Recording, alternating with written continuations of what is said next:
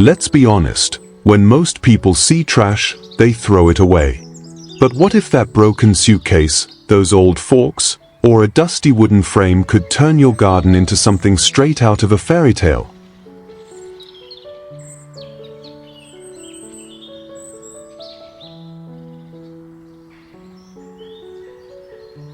Welcome to Backyard Fortune, where trash becomes magic and every backyard has a secret waiting to bloom. In today's video, you'll see how I turn my junk into joy, and yes, people really did laugh until they saw the result. Timestamps are included, so skip around and comment below if you're curious. Let's dig in.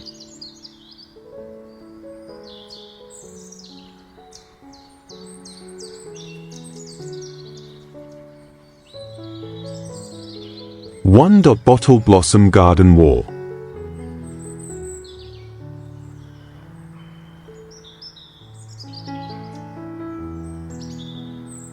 They said it was trash. Empty bottles, broken plastic, chipped cups, bent metal. They said, what good could come from these? But I saw something else. I saw petals. I saw color. I saw the beginning of a garden that would feel like a story, not just told, but grown. It started with bottles, clear, ordinary, forgotten. I cut them into petals, curved like sunlight, soft like memory. I arranged them into shapes of flowers on a wooden frame, not perfect, but full of soul. Inside each one, I tucked a handful of soil, a hopeful herb, basil, rosemary, mint. The sun began to dance through them. Bees came. My daughter reached out, plucked a leaf, smiled. And just like that, something discarded became something magical. Then came color. Soft pastel discs, once used, now repurposed, painted in gentle mint, lilac, blush, and cream. I mounted them side by side, building a fence not to keep things out, but to welcome beauty in. Strawberries clung to the lower edge, their fruit ripening in the soft light, framed by daisies below and grapevines behind. It looked like a dessert from a fairy tale bakery, but it was real and edible. Somewhere along the way, I got braver. I gathered broken pieces of bottles and turned them into oversized blossoms, marigolds and pansies made from what would have ended in a bin. I painted them in watercolor shades, like spring whispers. Lavender bloomed at their feet. Butterflies visited, uninvited but always welcome. The garden stopped being mine and became ours, me, the bees, the birds, the bottles, the soil. Even the neighbors came. They asked, "How did you do this?" And I just said, I stopped throwing things away. I started seeing again. If you're watching this, maybe you've tossed a bottle today. Maybe you passed a broken bowl or a cracked cup. Look again. Can it hold soil? Can it frame light? Can it become a fence? A flower? A gate into something sweeter? Here's a quiet tip. You don't need perfection. You need curiosity. Soak your bottles and cut the bottoms like petals. Drill tiny holes for drainage. Use pastel paint or keep them clear for a glassy look.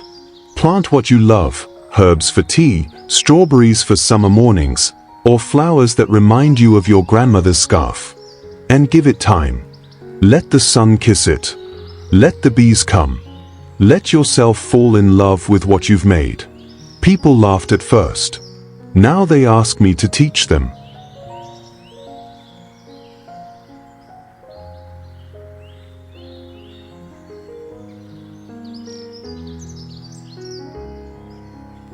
Rustic crate garden wall.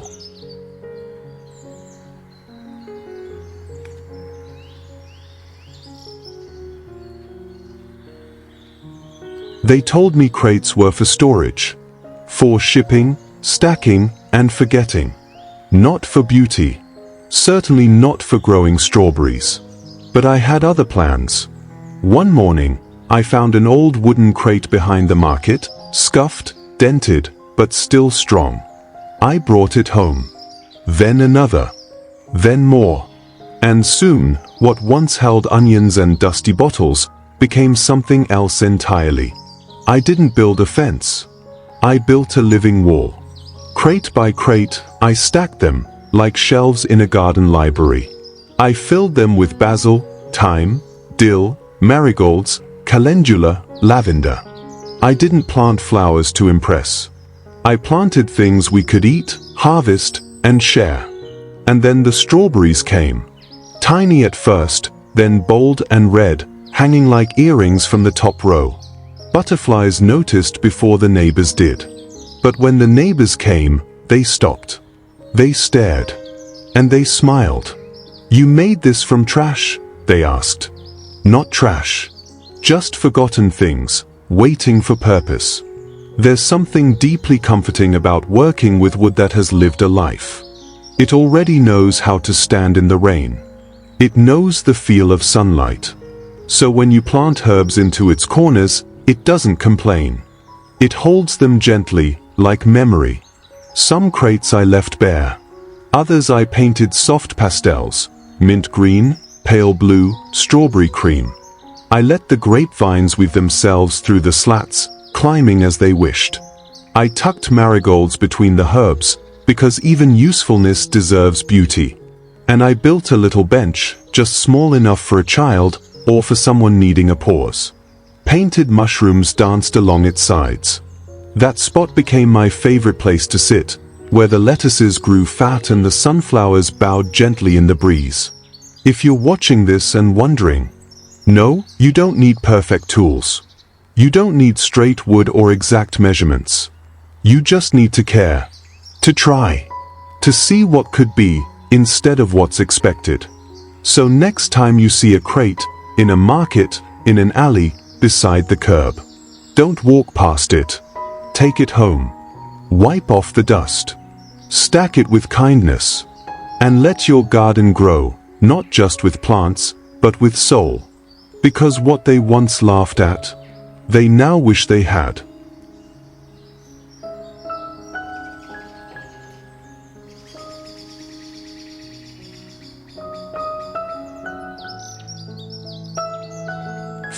Mosaic mirror herb fence.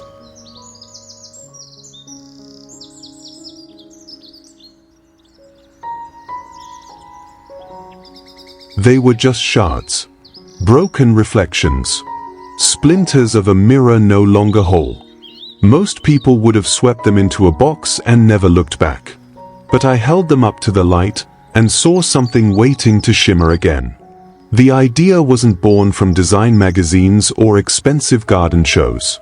It came from sunlight streaming through the cracks of what others saw as waste.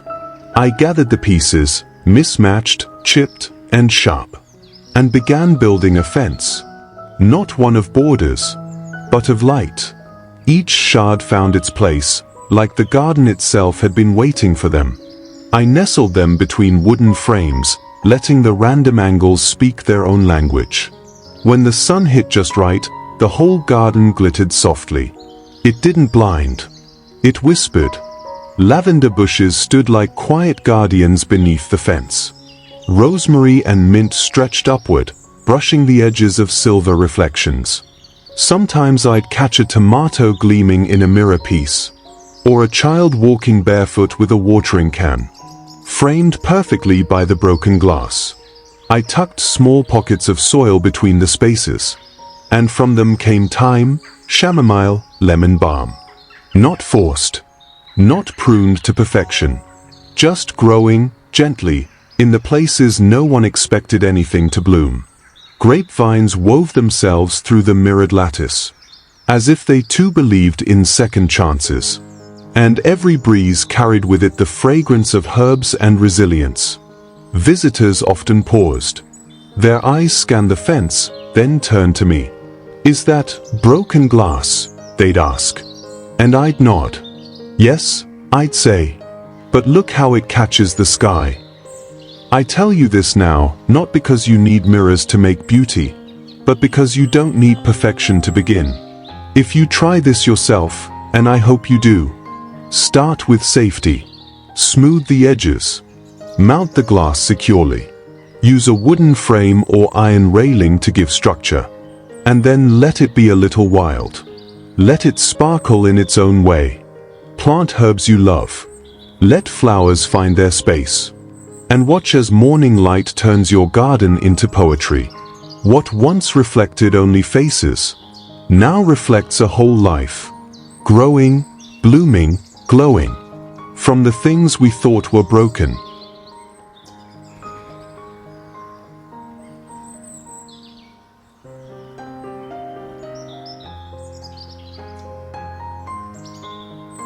Terracotta treasure border.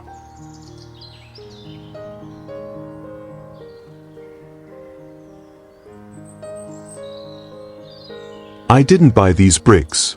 I found them. Some were half buried behind the shed. Others were forgotten near a construction site, cracked, chipped, no longer welcome in the world of straight lines and smooth edges. But to me, they were warm, real, honest, and they carried stories. When I began lining them up, one by one, I wasn't building a border. I was stitching a memory into the earth. The first edge I shaped was curved, hugging a young orange tree I planted last spring. Its roots had just begun to take hold, and I wanted something to protect it. Not with walls, but with care. So I tucked marigolds between the bricks. Their gold and fire-orange blossoms made the entire border glow under the setting sun. Beside it, a basket filled with fresh-picked fruit waited patiently, as if proud to belong in a place made from second chances. Later, I found more bricks. Some hollow, others solid. None perfect. I used them to build a low wall near my lettuces and kale. The height helped define the space, gave structure to the soft greens and wildflowers growing along the border. Cosmos, chamomile, clover, they wove themselves into the gaps between bricks like nature's embroidery. Even the broken pot I once thought useless now holds mint. Its cracks sealed by time, not glue.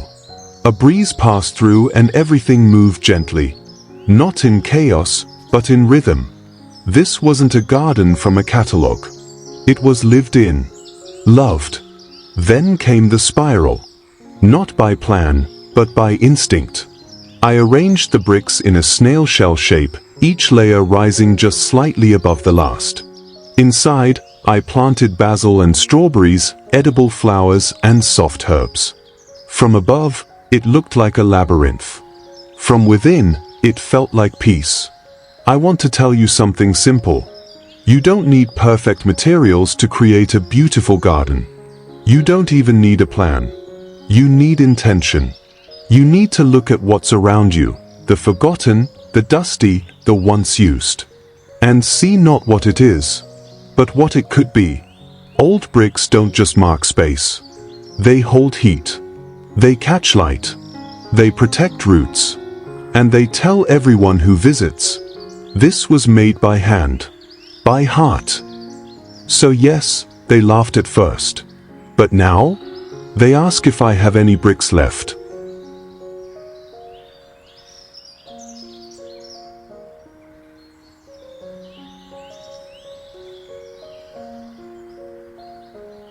Five, charming colander berry fence.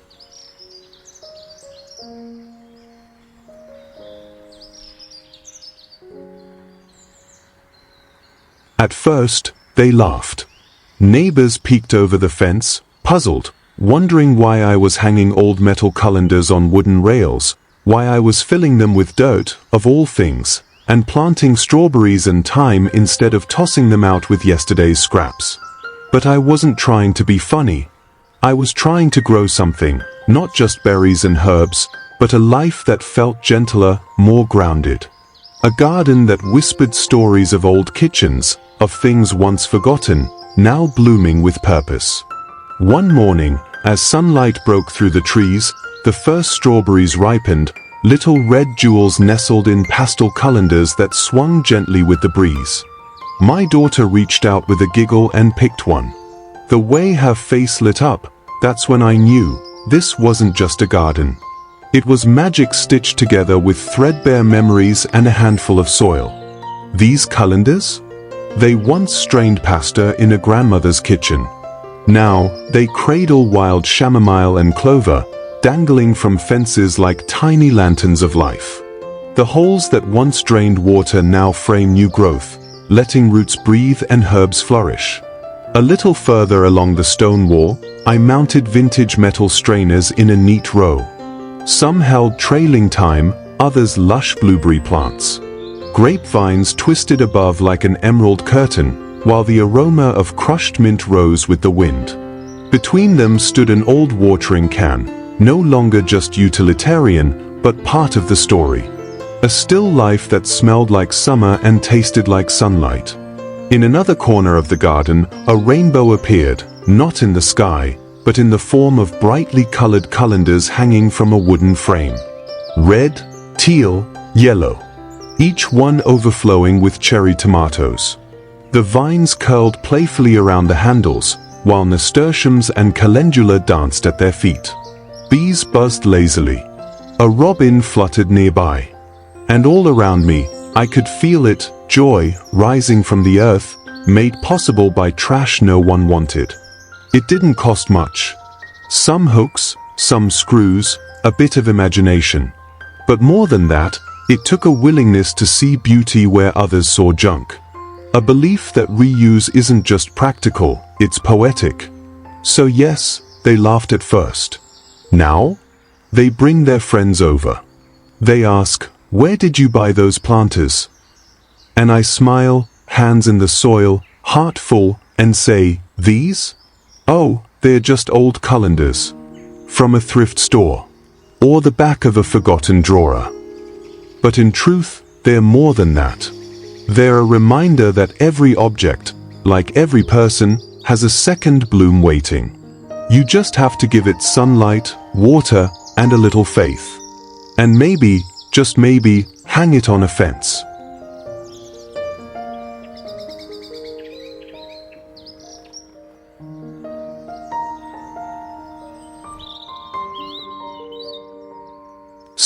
Woven rope and goni fence.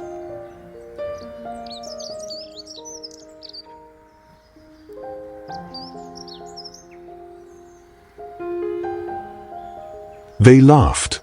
When I began weaving old burlap sacks and discarded rope between a few crooked wooden posts, they smirked. "Trash," someone said. "Bohemian nonsense," said another. But I wasn't building a fence. I was weaving a memory of slow mornings, handmade things, and the kind of magic that only time and love can grow. The first fence started simple, thick jute ropes from a forgotten boatyard, knotted carefully with the softness of weathered goni sacks. Each thread caught the wind like sails returning home. Lavender peeked through the weave, and sweet pea vines twirled up like dancers, wild and unashamed. I didn't paint it or measure it perfectly, I let it bend and breathe. And somehow, it became beautiful. A ribbon of texture and life, stitched into the land. A few weeks later, I added another corner, a place shaded by fig leaves, where I hung old muslin and twine between poles. I started drying herbs there, sage, oregano, mint. The air began to smell like summer kitchens and stories from grandmothers. Under the fluttering curtain of cloth, time seemed to slow. Moss crept in beneath the rocks I used for anchoring. Thyme sprouted at my feet, uninvited but welcome. It didn't cost anything but patience and intention. Then came the third stretch, a lattice of crisscrossed rope, rough and imperfect. I knotted each intersection by hand, tying in the lessons I had learned along the way. One morning, I hung a little clay sign on it, just a scrap from an old pot, inscribed simply, "Peace." Daisies popped up nearby. Berry bushes found their way through the gaps. And that once laughed-at fence became a living sculpture, a meditation on simplicity. Now they come to visit. The same neighbors who laughed. They run their fingers along the textures and whisper, "Where did you buy this idea?" But you can't buy this. You build it. Slowly. From discarded things, from quiet mornings, from moments when you listen to the garden instead of telling it what to be. So if you're watching this and wondering, could I do that? Yes. Take your old rope. Take those fraying sacks, the fabric scraps, the wooden poles leaning in your garage. Tie a knot. Drape something. Let it flow. Hang herbs. Invite the wild in. Let your garden teach you its pace. Because what starts as trash can become the most soul-soothing corner of your world. And when the wind moves through it, through the woven rope, the drying herbs, the handmade netting, it doesn't sound like trash anymore. It sounds like home.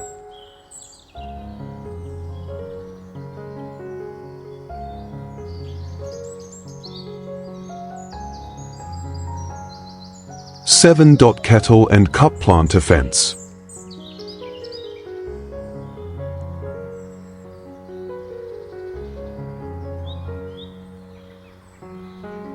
They laughed, at first.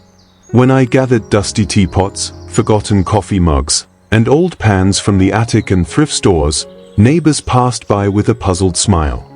Junk in the garden, they chuckled. But I saw something different. I saw storybooks waiting to be opened, ceramic pages faded with time, metal mouths still echoing the warmth of family tea. So I hung them up. The first teapot cradled strawberry vines. Their ruby fruit began to dangle like earrings, delicate and glowing in the early sun. Mint leaves and tiny violets spilled from the lids and spouts, turning iron bars into a whimsical wall of life. It wasn't just pretty, it was edible, fragrant, and real. Behind them, neat rows of carrots and cabbages whispered in approval. Then came the cups. Each with its own charm, chipped edges, and faded florals like memories of past conversations. I planted lavender, lemon balm, and small herbs inside them, mounting them onto a wooden fence with salvaged nails. At golden hour, the sunlight caught the rims just so, like the whole fence was smiling. One afternoon, a child strolled by with a little basket and asked, "Can I pick something too?" That moment alone made it all worth it. Later, I found the old kettles, big, dented, and bold. They went on the garden fence by the house, their stout bodies filled with basil, blueberries, and edible flowers. The contrast of red and white enamel, the playful bends of their spouts, the way bees would land on their handles like tiny visitors, it felt like a children's book come alive. And here's the thing, you can do this too. You don't need a perfect garden. You don't need expensive pots. What you need is a sense of wonder, a soft spot for the forgotten, and a fence or railing willing to hold stories. Punch small drainage holes at the bottom of each cup or kettle. Use rich, breathable soil. Choose herbs or trailing fruits that thrive in small containers. Play with color, with shape, with arrangement. Let your imagination run as wild as your mint. Because this isn't about decor. It's about giving things, and ourselves, a second chance. It's about beauty born from imperfection, from memory, from purpose. Now those same neighbors walk slower past my garden. They peer over, complimenting the scent, the charm, the whimsy. And one by one, they've started asking, "Where did you get the idea? How can I make mine look like this? Do you have an extra cup?" I just smile. Because what started as trash is now the most talked about treasure on our street. And maybe, just maybe, your garden is next.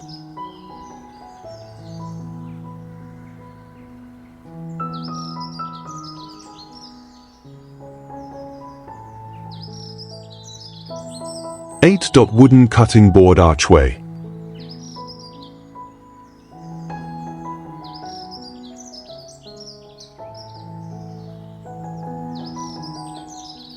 They laughed when I told them my secret garden gate was made from old cutting boards. From the kitchen to the garden, they smirked. But I saw something they didn't, not just discarded wood, but the memories etched into them. The rhythm of dicing onions, the scent of basil being chopped, the warmth of family dinners. What if that spirit could live on, not hidden in drawers, but blooming under sunlight. So I gathered them, mismatched, scratched, worn with years of love and utility. I didn't sand off the history, I celebrated it. Each board became a plank in an archway, curved gently like the doorway to a dream. I tied them with twine, aged and honest, and let climbing tomato vines wrap themselves freely around. As the fruit ripened, they hung like ruby ornaments, brushing shoulders with old knife grooves. A cobblestone path passed under it, and the garden beyond felt like a recipe coming to life, not on a plate, but rooted in soil. And then something magical happened. The garden began to speak. It whispered in herbs, dill, sage, parsley, their names painted lovingly on round and square boards above another archway. Little baskets dangled below, overflowing with calendula and nasturtiums, their petals edible, their presence cheerful. This wasn't just decoration, it was a living apothecary, a daily menu written in blooms and scent. Bees hovered gently, not disturbed, but welcomed. Friends would stop mid-step and say, "I didn't know a garden could feel like this." They didn't laugh anymore. One of my favorite corners is quieter, tucked behind rosemary hedges, where a final arch rises. This one is simpler, but no less alive. A garland of wild berries and ivy drapes its top, and mushrooms, real, edible, and happy in their shady home, pop up along its base. A little wooden swing hangs from its center. Sit there, and you'll smell lemon and thyme on the breeze, hear the hush of nature thinking, and feel for a moment like you've slipped into a woodland kitchen lost to time. People ask me now, "How did you think of this?" I tell them, I stopped seeing trash and started seeing stories. The tools of the kitchen became the bones of the garden. What once held meals now cradles life. So if you have an old cutting board, don't throw it away. Let it be part of something bigger. Let it stand at the gateway to your own slice of peace. You don't need fancy materials. You just need imagination, a bit of twine, a love for plants, and the courage to build beauty from what others leave behind. This garden isn't just grown. It's composed. And every arch is a note in the symphony.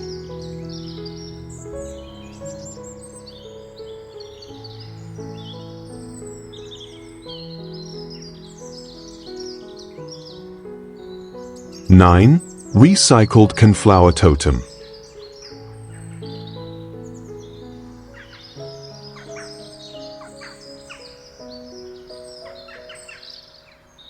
People laughed when I used trash in my garden. Now they all want one just like it. They called it junk. Old tin cans, dented and rusting, once destined for the recycling bin or the corner of some forgotten shed. But I saw something different. I saw a canvas.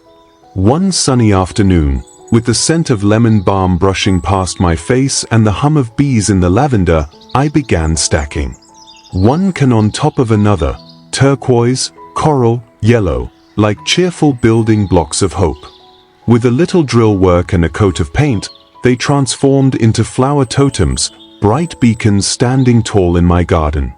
The first tower was simple, petunias, ivy, and geraniums dancing from their colorful homes.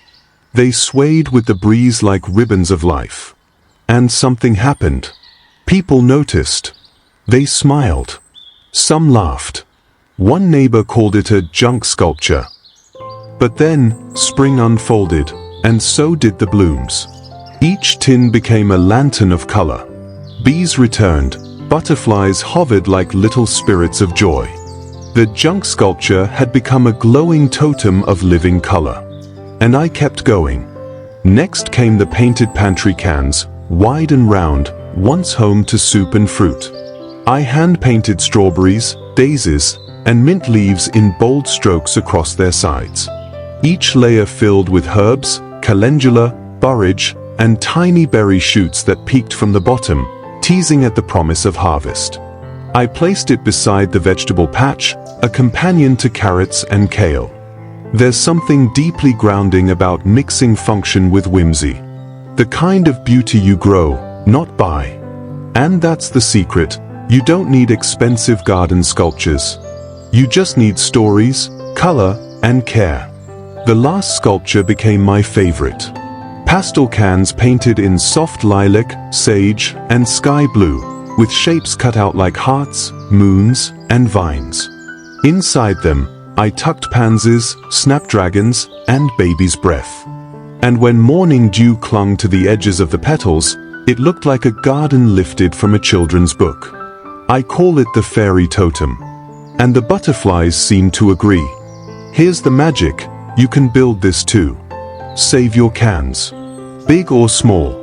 Wash them, dry them, and give them new life with paints, acrylics or sprays work fine.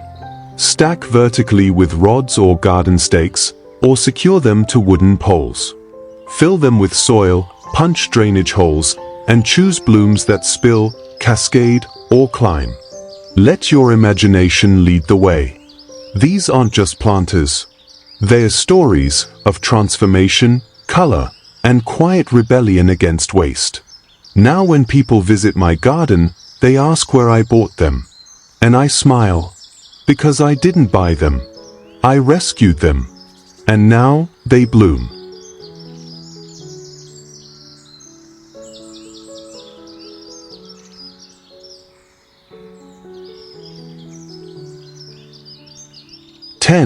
Fairy suitcase veggie gate.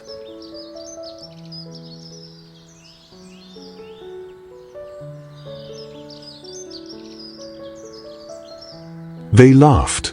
When I dragged out those old suitcases, faded, scratched, forgotten, they thought I'd gone a little too far. Trash in the garden, someone whispered with a smirk. But I just smiled, because I could already see what they couldn't. I saw the crisp greens of basil and lettuce dancing in the morning breeze, rooted inside a leather suitcase once meant for faraway travels. I saw ivy trailing gently from the handle like nature reclaiming her story. I saw a gate, not just of wood or metal, but one made from stories, crafted from relics of the past, now blooming with life. And one by one, they began to understand. It turns out, a suitcase can be more than luggage. It can be a planter, a portal, a statement. Line it with a little mesh or burlap, fill it with rich soil, and suddenly it becomes a raised bed that feels like it stepped out of a fairy tale. Some hold herbs that release fragrance with every brush, thyme, mint, lemon balm. Others cradle strawberries, pansies, or cherry tomatoes that peek out like treasure from an enchanted trunk.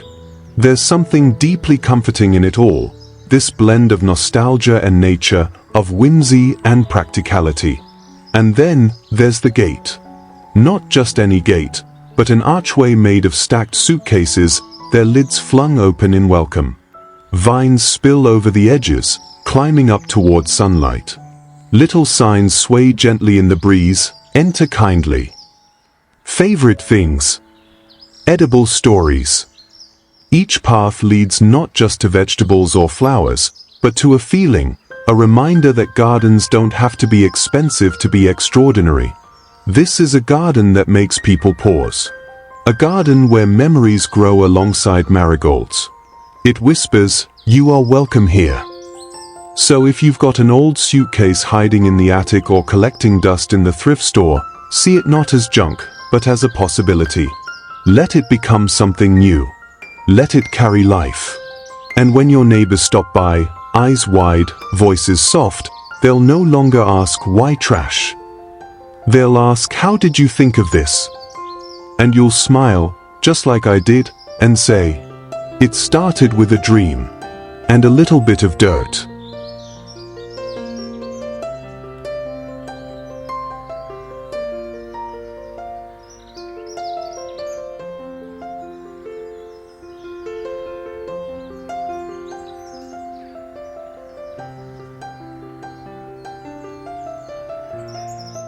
So, would you ever build something like this in your own backyard? If you found even one idea that inspired you today, give it a like, share it with someone who needs a little garden magic, and hit subscribe to help keep the dream alive. Drop a comment below, we read every single one. Until next time, stay creative, stay kind, and never look at trash the same way again.